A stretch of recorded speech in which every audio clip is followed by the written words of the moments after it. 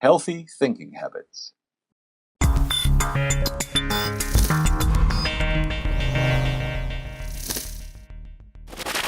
Sometimes people ask about, what are healthy thinking habits and how to develop them.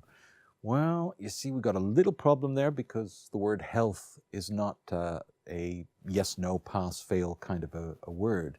It's a word with many shades of meaning. So therefore, how people define health, the ideologies that they impose on the word will influence what they call healthy behavior, thinking, etc.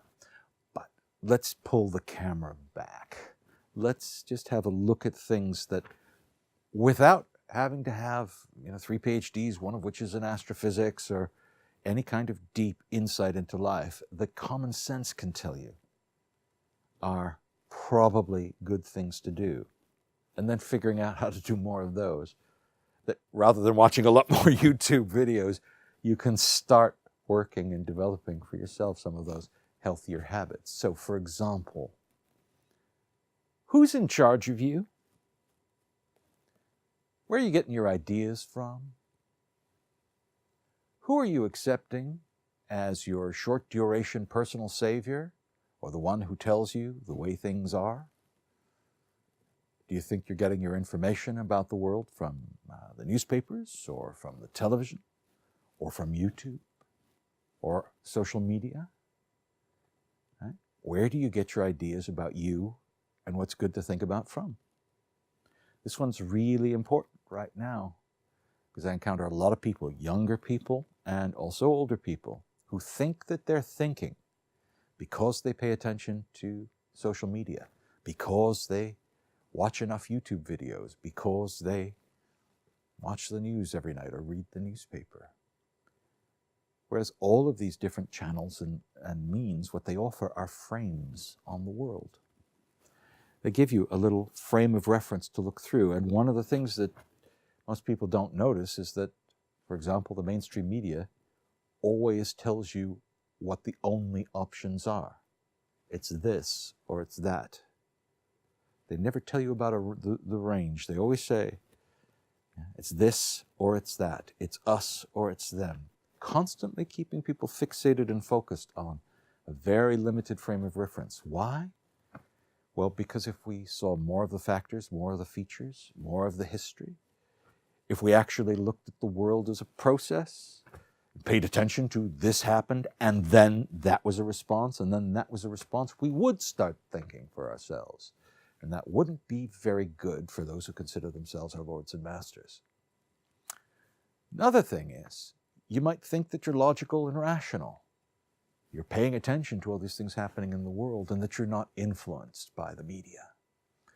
Well, I'm sorry to say that if you are in a social environment where everybody else is watching television, looking at social media, reading the newspapers, you're swimming in a sea of people who are all sharing a manipulated and controlled frame of reference. You're in there as well. You may not be influenced by what a newspaper says or what a television channel says, but you are affected by the frame.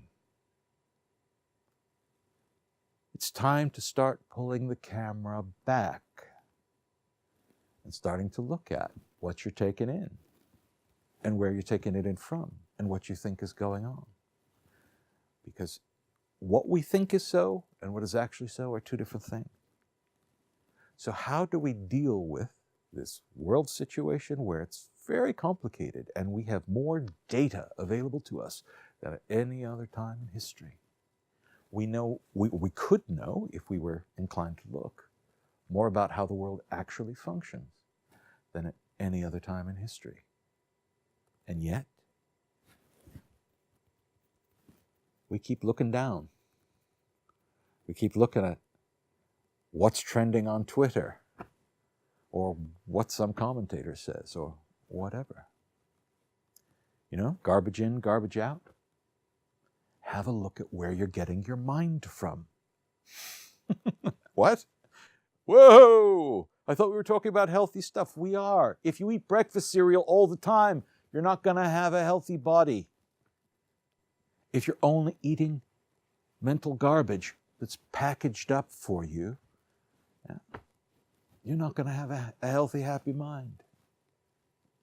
What do you need in order to be strong, resilient, and able to deal with the different kinds of stresses that come up in your life?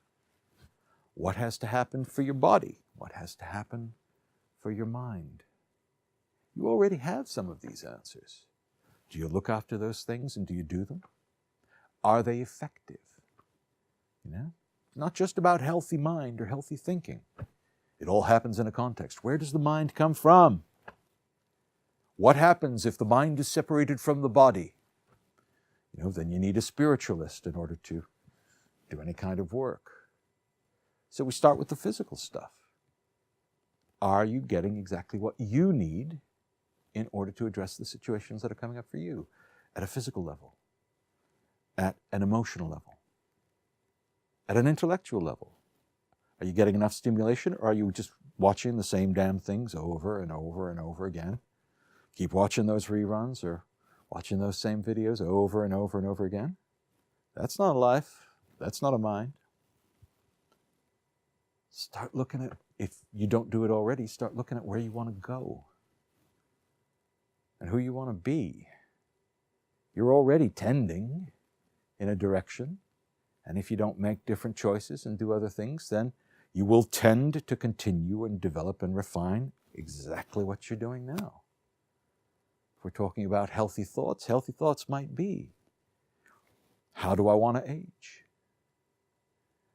How do I want to be in relationships? What kind of energy and abilities and resources do I want to have available for the people that I like, the people that I love and care for, the people that I work with? It's an ongoing question, you see, of refining a set of criteria about what's going to make life work and meaningful for you. It's not a one-shot situation. But by taking your life and the possibilities that it has seriously, asking those better questions, and understanding that you may not be able to have everything, but there's a heck of a lot you can do. You may not have got the perfect resource set available to you just laying about, but that means the projects are, if you want to go somewhere and you want to do something, you have to assemble those resources. You have to pull them together. That means time, that means energy, and that may mean sacrifice, or it may mean joy. Healthy thinking is about stewardship and owning the life experience that you've got. People talk about you got to love your life and all the rest of that. Well, for some people, they don't have lovable lives yet. Not everybody is born in the same situation or has the same kind of resources available to them. People start from different places, and people continue from different places. All that means is what needs to happen. There's going to be more in one area, less in another. But you have to balance it up. Unfortunately, we don't get to choose where we land. When we hit the planet, we land in a particular place, a particular time, particular family, particular social situation. Sometimes it's good, sometimes it's not good.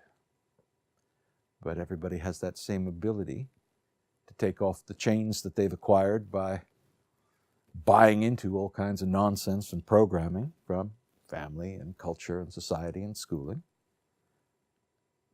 and to choose what would make a more meaningful life for you. You want to talk about healthy thinking and healthy thoughts? What has to happen in order for you to enjoy the time that you have? What do you want to contribute? What do you want to contribute more of? What kind of conditions do you want to create for your family and for your loved ones that you haven't created yet? What makes you happy? When are you most contented? Putting some time to these things will help to create a better direction and a more meaningful plan for you. If you've got thoughts that are in the way, or if you're thinking stupid stuff, and stupid means thoughts that aren't going to get you anywhere, then there's some work to do. And just because you're thinking stupid thoughts doesn't mean you're always going to think stupid thoughts. I think stupid thoughts. He thinks stupid thoughts. She thinks stupid. We all do. And we discover these stupid thoughts through the results they create.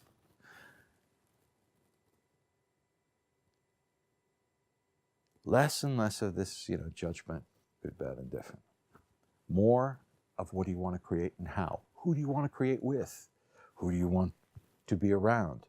Who do you want to contribute to? The questions about building, the questions about creating, and the questions about how do we get from here to there. That's how the adventure is created.